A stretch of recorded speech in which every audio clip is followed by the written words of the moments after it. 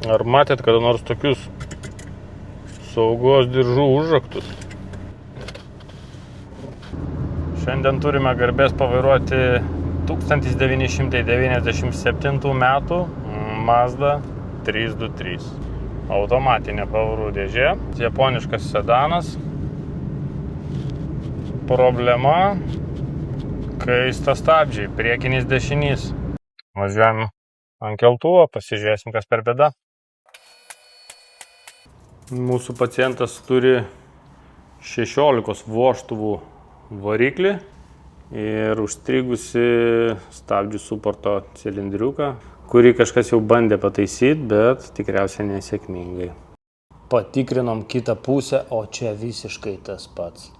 2 nauji suportai, kaladėlių montavimo komplektas, kažkokios saugos priemonės. Liko tik sumontuoti ir patikrinti.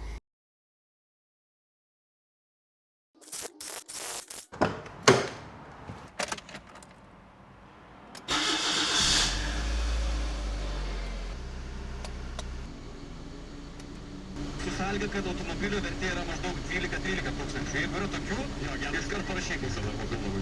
Aš žinau, tik nerašykit mūsų.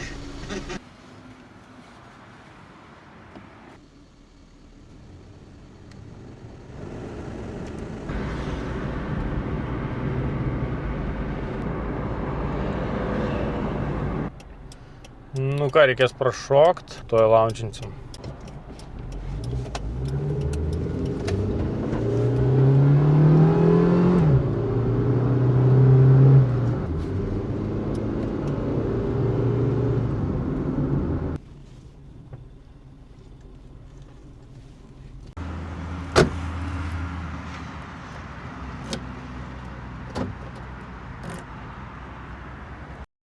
Įprastai tokių automobilių ir tokių darbų nedarom, bet kadangi žmogus kreipėsi su sugedusiais stabdžiais, teko kuo skubiau padėti.